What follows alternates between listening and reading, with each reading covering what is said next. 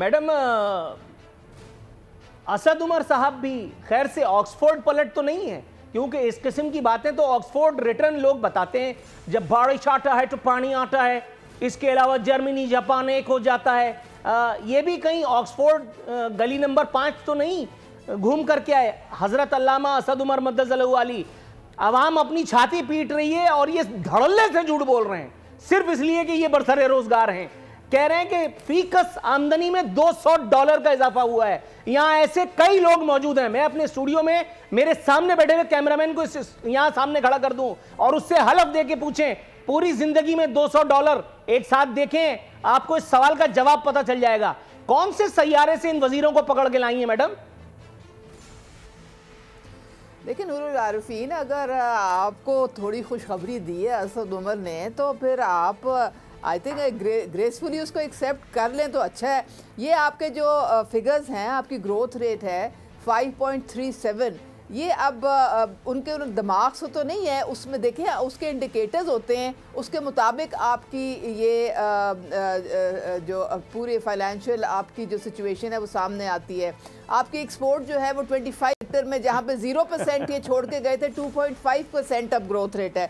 अब जाहिर है ये सारी चीजें ये परसेंटेज वाली हुकूमत जरा अगर रुके तो मैं बात आपकी गोश गुजार करूं। ये परसेंट ले करके तो पता नहीं क्या कुछ हो जाता है।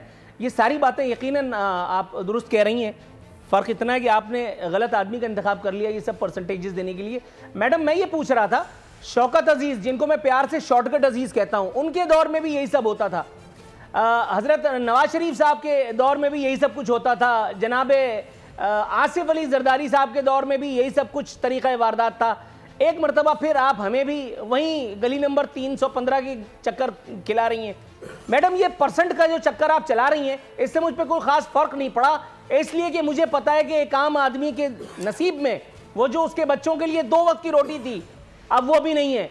दवाओं की कीमतों में एक मरतबा फिर मिनी बजट के जरिए खातिर खा इजाफा हो गया है और अब ओपीडी जो कभी 200-300 रुपए में यहाँ इस एक शहर में कराची में ओपीडी हो जाया करती थी, अब वो 500 रुपए में नहीं हो रही। इस परसेंट का मैं क्या करूं? नूरुल आरिफीन, देखें हमने केपी में और अब पूरे पंजाब में इंसाफ हेल्थ कार्ड का तो इजरा कर दिया। 10 लाख के आप इलाज कहीं भी जाके पब्लिक और प्राइवेट हॉस्पिटल में करवा सकते हैं और ये अब सिंध गवर्नमेंट को भी चाहिए कि वो भी करें ताकि आपको भी ये सहूलत मिले। विफाक क्या कर रहा है मैडम? एक मिनट, मैं सिंध हुकूमत की जिम्मेदारी हूँ, आपकी बात ठीक है। विफाक क्या रूह अफ़ज़ा पीने के लिए आया है? विफाक सिर्फ इमरान खान की शुमाइला ब्यूटी क्रीम की तारीफें करने के लिए आया है, जो वो लगा करके इतने हैंडसम है। वर्ल्ड कप वो हमारे जो गले पड़ा हुआ है। इमरान खान क्या करने के लिए आए? इमरान खान से मैं किस बात का पूछूं? अलटप बयान उनके वजीर दे रहे हैं और इमरान खान कह रहे हैं शाबाश बच्चा लगा रहे।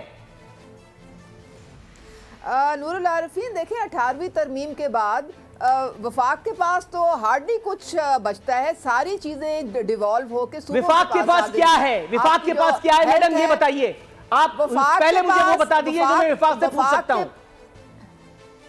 वफाक के पास जो है उन्होंने आपकी जो फाइनेंशियल जो आपकी डिवीजन होती है, जिस तरह आपका बिजली, आपका गैस, ये सारी जो एनर्जी सेक्टर हैं वो उनके पास होते हैं। फिर जो फाइनेंस की तो वो भी तो हमारे कंट्रोल में नहीं है। सूबों को आगे बिजली गैस भी तो हमारे कंट्रोल में नहीं है। गैस मुल्क में है नहीं, बिजली का काल पड़ा हुआ है। बिजली की कीमतें आसमान से बातें कर रही हैं और उस पर आपस में वजीर एक दूसरे को मुबारकबाद देते फिर रहे हैं। मैडम मुश्किल हो जाएगा डिफेंड करना आपके लिए, थोड़ा सा वेट कीजिए, मैं आता हूं आपकी तरफ। जनाब अखुंज़ादा चट्टान साहब, सर मेरी आवाज साफ सुनाई दे रही है?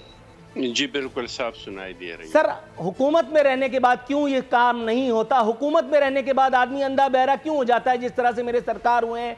एक तो अजीब सा बयान दाग दिया है कि जी $200 फीकस सालाना आमदन में इजाफा हुआ है। सर कोई अल्लाह मारा आपको अभी तक ऐसा मिला इस इंटरव्यू को भुगताने से पहले तक कि जिस कमबख्त की $200 नहीं $20 आमदनी में इजाफा हुआ हो?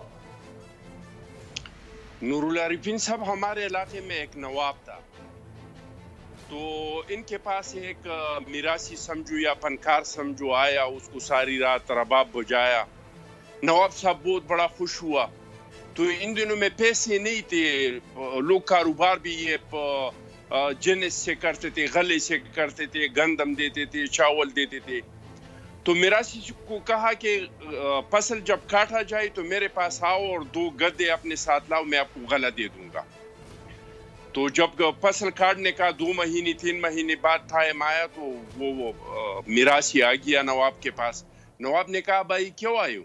انہوں نے کہا جی آپ نے کہا تھا آپ آ جائیں, میں آپ کو انعام میں غلہ دے دوں گا. انہوں نے کہا بھائی آپ نے 1 رات رباب بجایا, مجھے 1 رات خوش کیا, میں نے آپ کو غلہ دینے کے لیے کہا کم از کم 3 مہینے آپ خوش رہیں کہ 3 مہینے بعد میں جاؤں گا اور مجھے غلہ ملے گا, جاؤ اپنا راستہ پکڑو, حساب برابر ہو گیا. تو بھائی یہ بیچاروں کے قصور نہیں ہے. آپ دیکھتے ہیں کہ ہر دوسرے روز اسپوکس مینوں کا اجلاس ہوتا ہے, وزیروں کا اجلاس ہوتا ہے, اس کو ان چیز پہ مجبور کیا جاتا ہے کہ بھائی آپ لوگوں کو بتائیں کہ سب کچھ بالکل ٹھیک ہے, معیشت نے بہت بڑا ترقی کیا, 3 مہینے آپ لوگ دیکھ لیں گے قرضے بھی ختم ہو جائیں گے, ملک پتہ نہیں کہاں سے کہاں پہنچ جائے گا. اور ان بیچاروں میں یہ جرت نہیں ہے کہ اس کو کہے کہ بھائی ہم کیسا منہ لے کے جائے اور عوام کو یہ بتائے جو عوام کا یہ حال ہے جو ہم اپنے آنکھوں سے دیکھ رہے ہیں. تو ان لوگوں کو ان باتوں کے لیے مجبور کیا جاتا ہے, یہ آ جاتے ہیں اور اس طرح کے باتیں کرتے ہیں, اس طرح کے خوشخبریاں لوگوں کو سناتے ہیں. اگر معیشت کا حالات اتنا ٹھیک ہے اور اتنا درست ہے تو پھر آپ نے اسٹیٹ بینک کو IMF کے حوالے کیوں کیا چند ڈالروں کے لیے؟ اگر معیشت کے حالات اس طرح کے بہت زیادہ درست ہے تو باہر دنیا میں فیول کی قیمت کم ہو جاتی ہے, تو آپ فیول کی قیمت کیوں بڑھاتے ہیں؟ اگر معیشت کے حالات اتنے اچھے ہیں اور لوگ اتنے خوشحال ہیں تو پھر آپ منی بجٹ لانے کی ضرورت آپ کو کیا پڑی ہے؟ درست ہے سر. اگر ملک کے حالات اتنے اچھے ہیں, معیشت اتنا اچھا ہے, تو باہر سے خیرات میں جو لوگ چیزیں بیچتے ہیں آپ ان پہ کیوں ٹیکس لگا رہے ہیں؟ Right sir. سبسکرائب کریں اور بیل دبائیں تاکہ کوئی خبر رہ نہ جائے.